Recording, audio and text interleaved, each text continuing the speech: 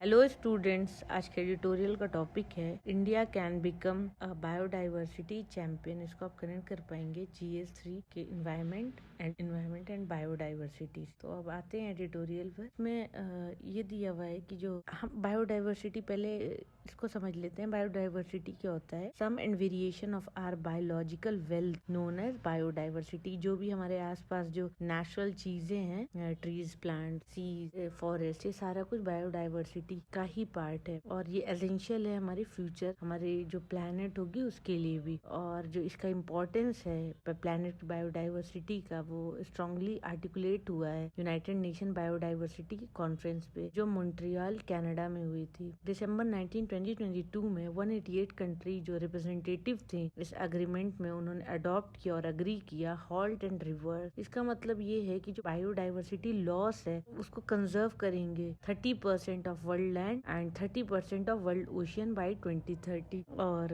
इसी वजह से ये जाना जाता है 30-30 प्लेज। इंडिया जो है वो अभी करंटली होस्ट कर रहा है पूरे वर्ल्ड की जो प्लैनेट है, हमारी ह्यूमन पॉपुलेशन का 17% इंडिया में लोग रहते हैं और 17% जो ग्लोबल एरिया की बायोडाइवर्सिटी हॉटस्पॉट है वो इंडिया में है। इस तरह से ये गाइड कर रहा है प्लैनेट जो है हमारे, वो बायोडाइवर्सिटी चैंपियन कैसे बनेगा। अभी यूनियन बजट में 2023 के गवर्नमेंट ने मेंशन किया है ग्रीन ग्रोथ के बारे में। और ये जो ग्रीन ग्रोथ है, 7 जो प्रायोरिटीज है, सप्तऋषिज है, उसमें ये भी एक सप्तऋषि का ये भी एक पार्ट है। और इसमें इम्फेसिस दिया गया है ग्रीन ग्रोथ, बायोलॉजिकल, इंडिया की जो बायोलॉजिकल वेल्थ होगी, जहाँ पर कंट्री फेस कर रहा है सीरियस प्रॉब्लम को नेचुरल एसेट में, such as soils, land, water and biodiversity. और दूसरा है national mission for a green India, जो है हमारे कंट्री का, वो एम उसका है कि वो जो फॉरेस्ट कवर जो है डिग्रेडेड लैंड का, वो इंक्रीज किया जाए और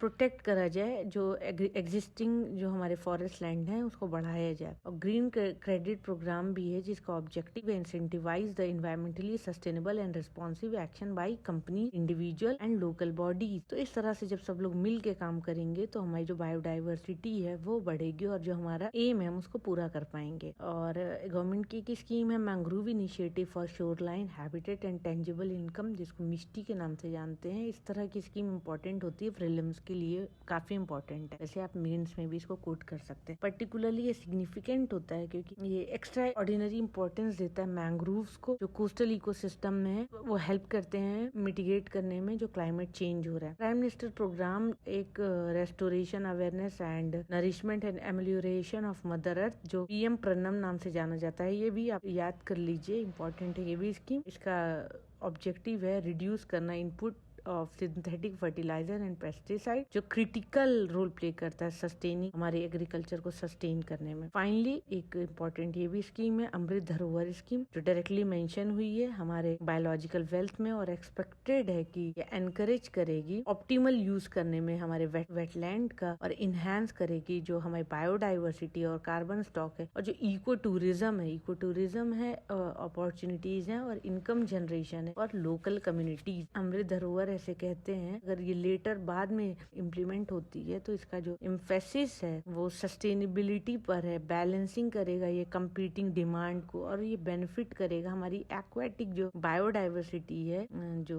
वाटर सिस्टम में जो रहने वाली बायोडाइवर्सिटी और इकोसिस्टम जो सर्विसेज हैं उसमें। तो रिसेंट जो भी इंटरवेंशन हुआ है ministry of environment and forest climate का चेंज का, तो वो है स्टॉप करना ड्रेनिंग ऑफ हैदरपुर, जो कि एक रामसर वेटलैंड है उत्तर प्रदेश में। और उसका एम है कि सेफगार्ड करना माइग्रेटरी वाटरफॉल को एनकरेज कर रहा है। ये जो गवर्नमेंट का जो इंटरवेंशन है वो इस चीज को एनकरेज करेगा।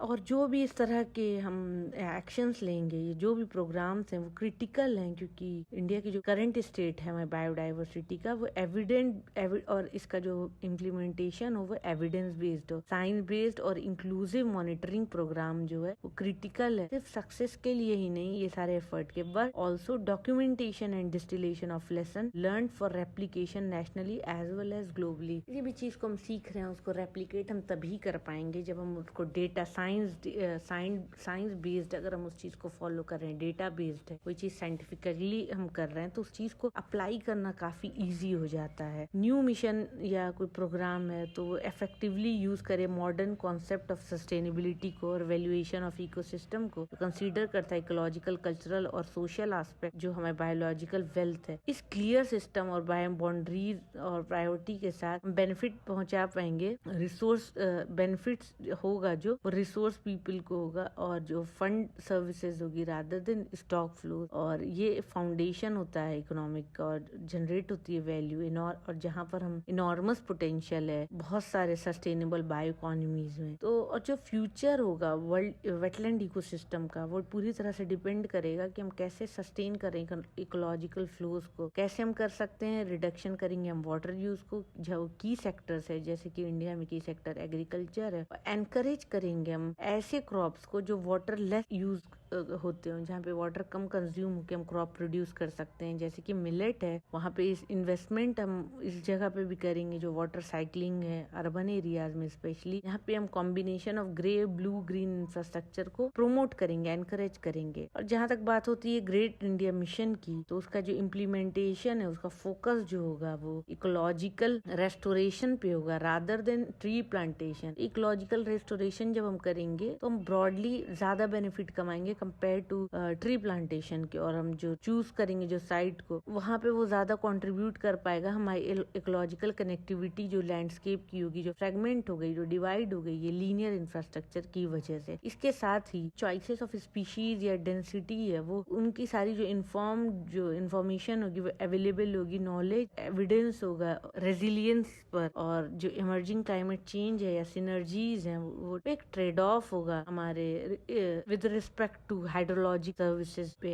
तो ट्रेड ऑफ में हम कोई एक चीज ही चूज करते हैं, एक वक्त पे दो चीज साथ में नहीं करते हैं। तो जो साइट सिलेक्शन होगा वो केयरफुली हमें कंसीडर करना होगा। और जो मैंग्रोव इनिशिएटिव होगा हमारा वो उसमें हम ग्रेट इम्फेसिस देंगे डाइवर्सिटी ऑफ मैंग्रोव स्पीशीज और रिटेंशन देंगे हम integrity of coastal mud flat salt plain, क्योंकि ये सारी भी चीजें इंपॉर्टेंट है हमारी बायोडाइवर्सिटी में। इसके बाद कंक्लूजन पे आते हैं। ये सारे एफर्ट जो होंगे वो इंक्लूसिव होंगे लोकल और नोमैडिक कम्युनिटीज में। नोमैडिक कम्युनिटीज मतलब जो फॉरेस्ट में रहने वाले लोग हैं, और जहाँ पर ये इनिशिएटिव इम्प्लीमेंट किए जाएंगे। ट्रेडिशनल नॉलेज या प्रैक्टिसेस जो है इन सारी कम्युनिटीज की इंटीग्रेट किया जाएगा जब प्लान को इम्प्लीमेंट करना होगा। इसके बाद ये इस तरह के जितने प्रोग्राम्स हैं उसमें पोटेंशियल है वो काफी हद तक इम्प्रूव करेगा स्टेट जो अभी प्रेजेंट स्टेटस है हमारा नेशनल बायोडाइवर्सिटी का, उसको इम्प्रूव करेगा। और इम्प्लीमेंटेशन जो होगा बेस्ड अगर होगा सिलेक्टिव और इकोलॉजिकल नॉलेज में तो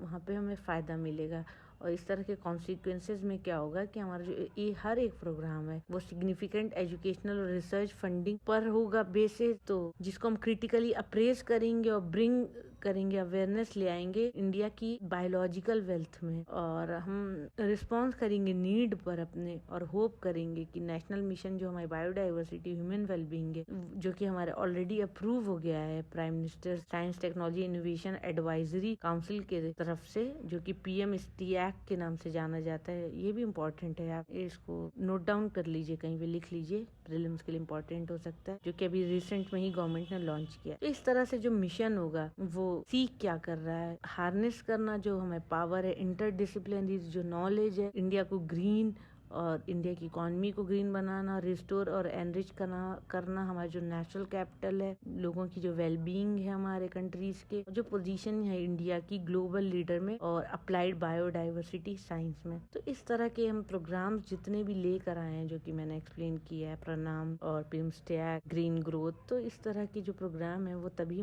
वो जब इम्प्लीमेंट होंगे तो हमारा जो इकोलॉजिकल बायोडाइवर्सिटी है वो इंटैक्ट रहेगा, और जो कि नीड ऑफ द आवर है हमारे सस्टेनेबल डेवलपमेंट गोल को रीच करने के लिए भी। इसके साथ मैं एडिटोरियल एनालिसिस को फिनिश करती हूँ। Thank you for watching my video. Please share, like and subscribe.